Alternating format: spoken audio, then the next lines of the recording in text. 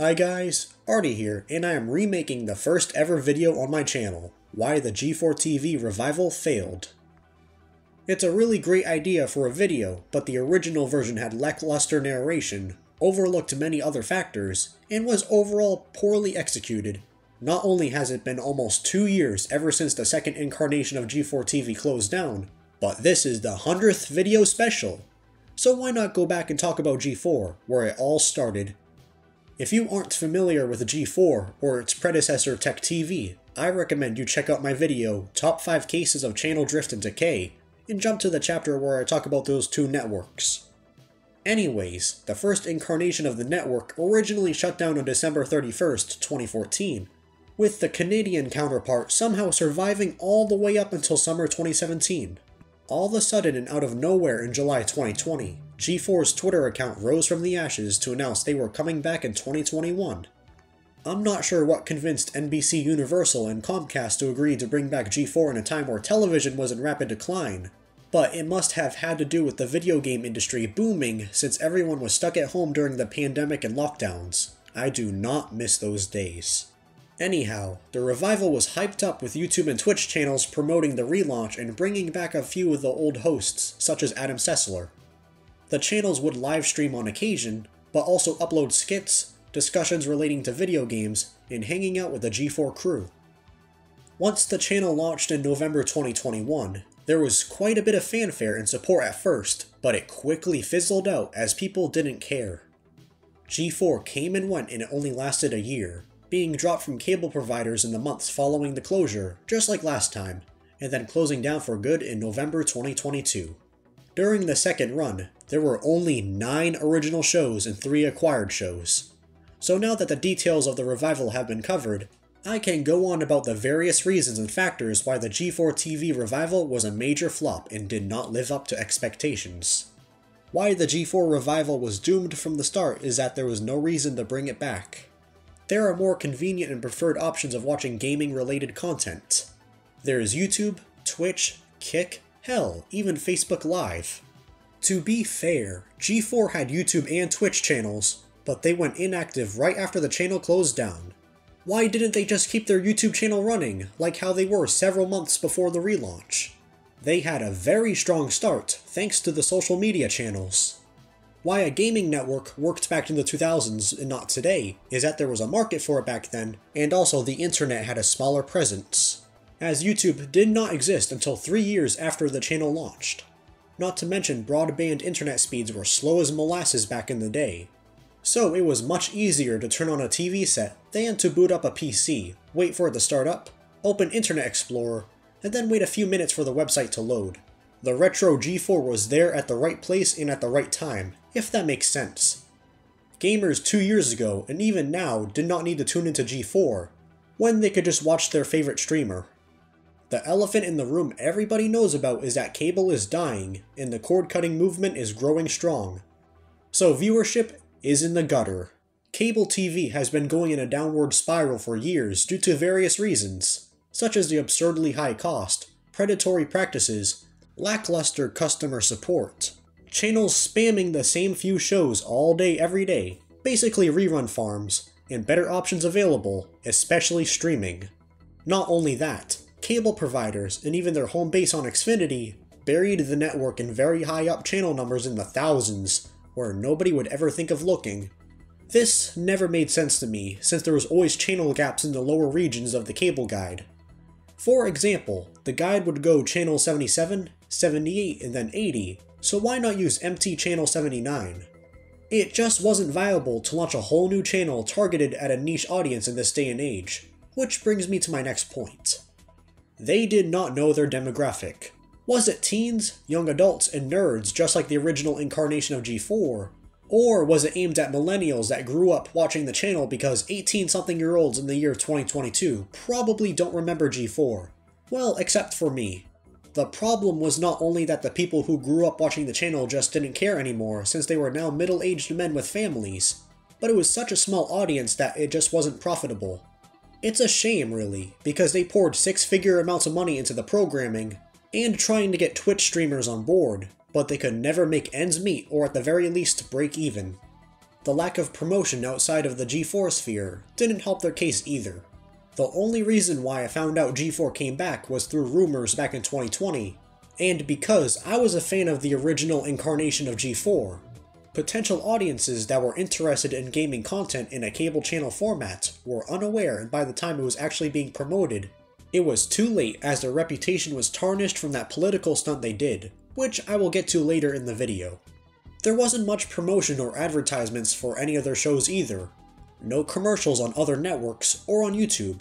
Also, barely even any ads online. So how were people even gonna know they were airing new episodes?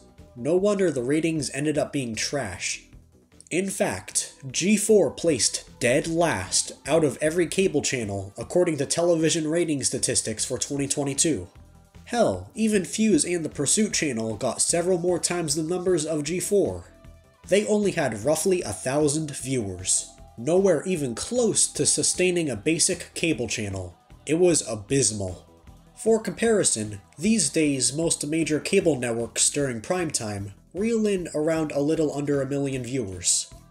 This really doesn't have much to do with how the revival performed, but G4 had no international presence compared to Tech TV. I feel like if Comcast tried in other markets such as the UK and Southeast Asia just like with Tech TV, G4 could have found an audience somewhere in the world. Bringing back G4 would have worked much better as a programming block, most likely on sister channel Sci-Fi, which has had a close tie to G4 since the late 2000s, and often shared each other's programming. An even better reason to host a G4 block during the overnight hours of Sci-Fi is that they ditched their late-night adult animation block TZGZ in March 2021 for unknown reasons. It's almost as if they were paving the way for G4, so they could have filled the void with G4 programming.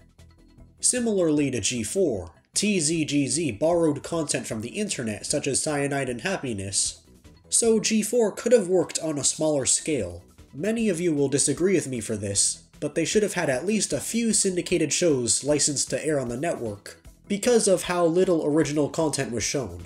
There wasn't much variety in terms of original programming during G4's second run to begin with, so they should have made up for it with acquired shows. The only acquired shows the revival had were Starcade, Smosh, and Viva La Dirt League. Honestly, not a bad selection, but they could have gone further and reached out to more online content creators, or maybe even licensed out shows from other networks such as Sci-Fi and Adult Swim. I'm not saying to go back to the original G4's Dark Age, where they aired nothing but Cops and Cheaters reruns during their final years, but at least license out shows in line with the brand. I thought about it a year ago, but G4 missed the opportunity to air those corny cartoon adaptations of video games, such as the Super Mario Bros. Super Show and Captain N. Wouldn't it have been awesome if G4 had a Saturday morning block? Something many people haven't covered relating to the G4 revival was the branding, such as the bumpers, promos, and station IDs. About the branding, it didn't have that retro 2000s techie vibe or the 2000s skeuomorphism like the original channel had either. In favor of bare-bones minimalistic branding, generic bumpers, and promos using a solid orange color. Even GSN's generic bumpers look more lively than this. The branding and the whole atmosphere was sterile, just like every other gaming news outlet at the time. Just a minor nitpick, as it seems most of the budget went toward the shows. Shifting gears to the programming itself, they only brought back Attack of the Show, X-Play, Arena, and Boosted. Not that they didn't also have new shows, but they weren't very interesting or popular. Well, except for Scott the Woz. The original G4 not only covered video games and gaming culture, but also the entertainment industry, fandoms, oddities, and technology, with some of these being carried over from Tech TV. The G4 revival felt so limited, strictly sticking to select gaming content and nothing much relating to tech. The new shows never caught on since the new hosts were out of touch, and modern audiences couldn't connect or relate to them. What also sucks is that they didn't really bother airing any archival programming or reruns of their old shows from G4's initial run. They also missed the chance to revive Web Soup, a compilation of internet video clips with occasional commentary from the host, which would have worked well in the current media landscape. Basically, it's like Ridiculousness, but better. I'm guessing the reason why they didn't bother bringing back Cheat is because cheat codes aren't really in video games anymore, unless you use glitches or hacks. which are unfortunately frowned upon. If cheat did come back, they would be giving tutorials on how to use mod menus and circumvent anti-cheat. Believe it or not, the popular YouTuber Kit Boga, who messes with phone and tech support scammers, was greenlit for his own G4 series, but unfortunately never materialized, because by then, the network was failing. They clearly had big ambitions for the new G4, but were unable to fulfill the bare minimum. The G4TV Revival had no animated shows, which was a huge letdown for me. They couldn't at the very least rerun Happy Tree Friends. The original G4 had a few animated shows here and there, such as Code Monkeys. I saved the most critical part for last, that being G4 was terribly mismanaged, leading to the short-lived channel's ultimate demise. They were spending more money than they were making, so G4 was a net loss for Comcast. The second incarnation wasn't directly owned by NBCUniversal, owners of USA Network and Sci-Fi, like the original run, but rather sold to Comcast Spectacor, which specializes in sports management and owns several American sports teams. Yeah, that totally makes sense, having a division of the company specialized in sports leading a channel geared towards gamers and people who are interested in technology and the entertainment industry. Yes, Spectacor used to own an esports team, but it doesn't mean they know the DNA and inner workings of what made the original G4 work. I'm at a loss why NBCUniversal, who know what they were doing at least half of the time and actually has experience with television, wasn't in charge of the new G4. So maybe that's why the executives behind the second iteration of G4 didn't know what the hell they were doing? That would be like if the people in charge of the Weather Channel were told to oversee Cartoon Network. It makes zero sense. It wouldn't be a G4 downfall video if I did not mention the Frosk Meltdown in her rant about supposed sexism in gaming on live television. Say what you want about the politics, but the problem is that she basically insulted G4's audience and said they suck. This is G4 TV, television for gamers, not CNN or Reddit.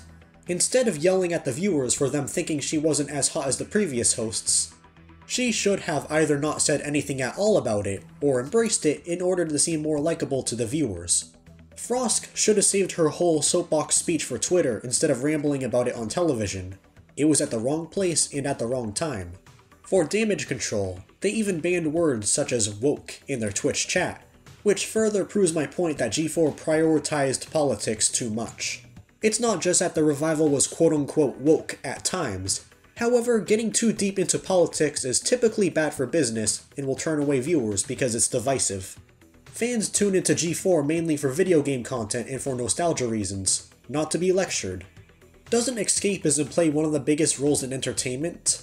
This stunt definitely hurt G4's brand and reputation, and they never recovered. But I don't believe it was the only reason it led to the channel's downfall, since they were already in rough shape before the overly political statements. After the meltdown, a bunch of the staff was laid off. It was executive meddling for the most part, like always. Just like the point I made about it being too political and out of touch, the revival felt too corporate and robotic. Instead of making genuine content relating to gaming with eccentric hosts, they half-assed it and focused on profit and corporate plans, including the lectures not in any way related to gaming, that ended up failing. When the revival first launched, they did an alright job at first by only using nostalgia to reel in viewers, but couldn't capture new audiences. After G4 died again, they tried blaming it on sexism of all things and pointing fingers at the viewers, when in reality, it was their own fault. They should have strived for quality content and hooking in a consistent and new audience in order to succeed. Always go for quality over quantity. The combination of being run by a company that doesn't have a clue what they are doing, virtually no advertisement, launching a whole new cable network in a day and age of cord cutting, getting too political, not having enough shows to intrigue viewers, unwise spending decisions, and overall incompetent management led to G4's inevitable demise. It's not all gloom and doom, however, as the new G4 did a few things right. They managed to adapt Scott the Woz into a TV series format, albeit with heavy editing and censorship. I feel like if they reached out to more independent creators, or borrowed more shows from YouTube such as Good Mythical Morning and Stampy's The Bonus Points podcast series, there would be more of a reason for viewers to tune in. As cool as it would be to see AVGN on G4, I really can't see it working in a TV series format due to the excessive swearing and also copyrighted content, such as the sound effects and music they would need to edit for TV, just like with Scott the Woz. Another thing they did right was bring back a few of the original hosts. Most of the new hosts weren't captivating enough for viewers. However, it's also cool that they managed to bring back some of the original crew, such as Adam Sessler and Kevin Piera. Even though G4 suffered from invisible advertising, I also like how well they cross-promoted the new G4 network. There was the linear cable TV channel, the YouTube and Twitch channels, and even a G4 Select channel on Pluto TV. So even if you did not have cable, there were alternative ways of watching the channel. Last but not least, they presented the minimal 4x3 content they offered in its proper aspect ratio, and not stretched, zoomed, or cropped. From what I remember, the only 4x3 shows, or any classic G4 shows in general I remember them airing, were Ninja Warrior and Starcade. And that, my friends, is all the reasons why the concept of reviving G4 TV works on paper, but actually executing the concept fails. It's a relic of the past that should have lived on in our memories. What fans of the OG channel wanted most was the old crew back talking about games and tech, which doesn't sound hard. But due to mismanagement, they failed to do so. Despite the rough media landscape, it was very much possible for a G4 revival to work. They could have stuck with the decently popular YouTube and Twitch channels and been successful at that. There is also the fast channel option just like G4 Select, which unfortunately shut down a month before the main channel. Without a doubt, G4 will not be returning for a third run. All their online socials have been inactive since October and November of 2022. Around the same time their linear channel was also discontinued again. Even if it does return, it'll probably just be a section of some streaming service like Peacock, or a revamped YouTube page. Even if they wanted to bring back the G4 brand again, it would only work as a general entertainment network, akin to how Sci-Fi or USA Network is. Basically rerun farms of newer shows and non-stop movies. We'll just have to wait to see whether G4 comes back on October 4th, 2029. If you want to watch a much better version of G4 that's not only more faithful to the original, but also incorporates content from the Canadian version of the channel, in addition to Adult Swim-esque shows late at night, you should check out my good friend 4GTV on Twitch. The streams are intermittent, but it's worth watching and there's excellent variety and always something different airing. G4 may be dead as a brand, but lives on in spirit. Some things are just better off preserved in its positive and renowned legacy. That's what I thought about the potential revival of Vine as well. But nope, companies always have to mess things up. Thank you for watching. Make sure to like, comment, subscribe, share, notify, and check out other videos on the channel. You may like them. If G4 TV were ever to come back for an impossible third run, what would you do differently to make the channel succeed? Let me know in the comments. And now I am finally at 100 videos. The fucking fat cow upstairs keeps stomping.